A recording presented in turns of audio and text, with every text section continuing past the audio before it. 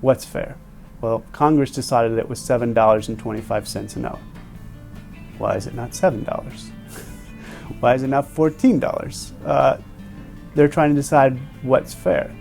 Well, in the original sense of the word, it was how you go about earning your job that would be the rules of fairness, not what you actually earn as a wage.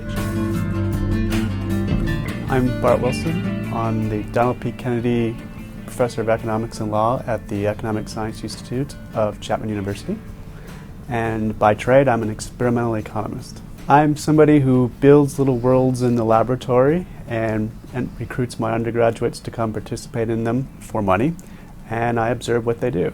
And so instead of building economic knowledge from first principles, I'm building it from observation, using controlled confines of the laboratory to test and predict how people will behave. People use this word fair a lot, and economists started using it a lot in the 90s. And I just didn't quite know what they meant by it, but yet they seemed to know what they meant by it when they said it. I came across this linguist, Anna Wierzbicka, and she had written a whole chapter on the origins of this word fair. The word fair is an Anglo concept in the sense that there's no one-to-one translation of that word into any other language. Other languages like German will use the same word for just as they do for fair. And they might also use the same word for equitable as fair. Well, that's 3-to-1. So if they have a same context in your German, you're going to just use that word.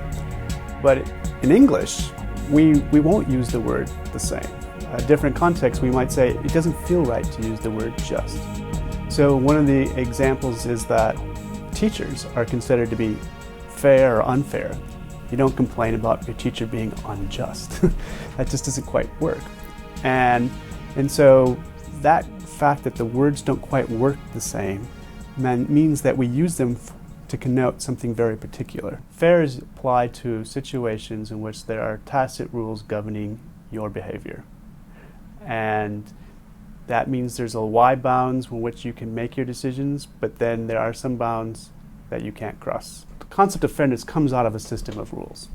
And I think mostly kind of tacit rules when you're talking about personal social interactions, much more formal when you're talking about baseball. It's interesting that the original antonym of fair was not unfair but foul.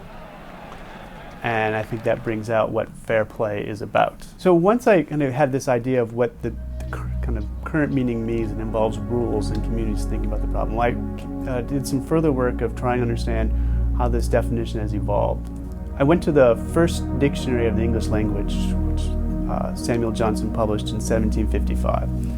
And he listed the definition of fairness as honesty, candor, and ingenuousness, which is not how we use it right now. Unfair as disingenuous, not honest, or subdolus, which I didn't know what it meant, so I had to look that up. And that comes from the Latin literally meaning under deceit. Again, not how we use the word today. And what Samuel Johnson is known for is giving really good examples of the usage of the word at the time.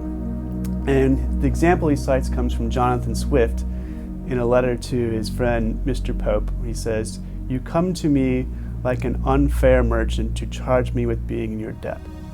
So his prime example of the word unfair involves commerce, a merchant.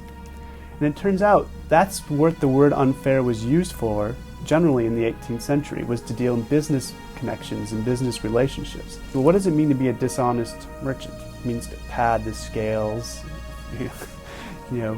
kind of to gyp the customer.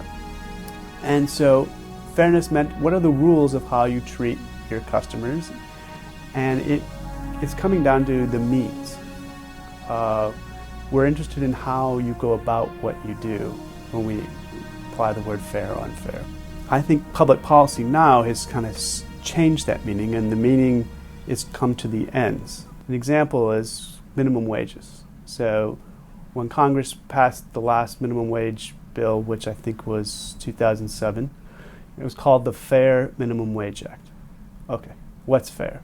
Well, Congress decided it was $7.25 an hour. Why is it not $7? Why is it not $14? they're trying to decide what's fair. Well, in the original sense of the word, it was how you go about earning your job that would be the rules of fairness, not what you actually earn as a wage.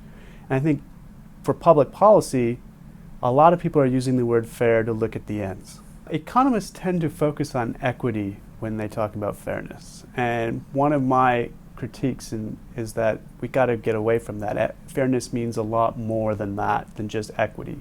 It's about the rules of the game.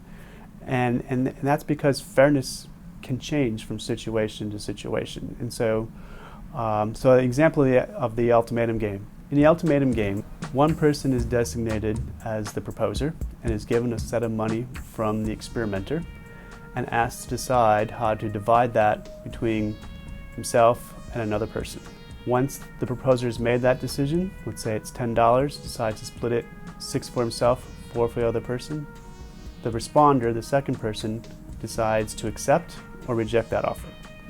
If the responder accepts the offer, they take their money and go home. If the responder rejects the offer, neither gets anything. A robot will take anything. Anything is greater, 1 is better than nothing, so a robot would accept that, and another robot knowing that could compute, therefore I offer 1.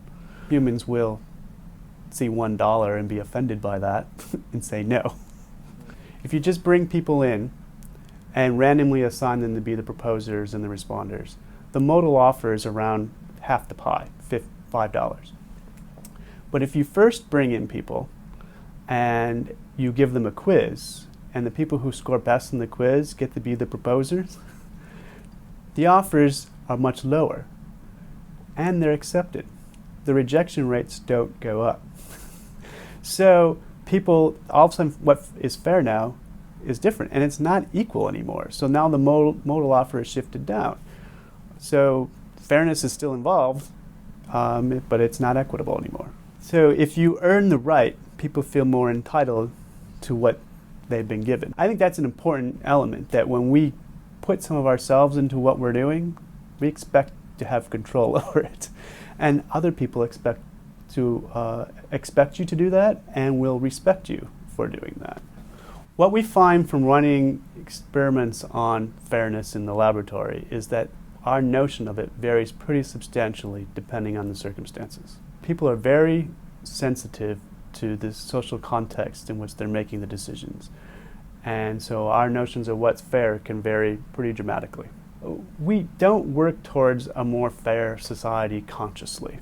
We do it subconsciously, and we do it all the time, in the sense of we're interacting with our friends, family, neighbors, and if somebody goes outside the bounds of fair play, we say something. When somebody asks too much of somebody else, we say, you can't do that. And we do that all the time. We jointly, as groups of individuals, decide what's good and proper for us.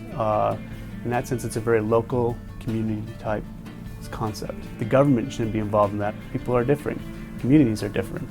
And government doesn't know what the standards are in different places and different people. So I think we do it from the ground up.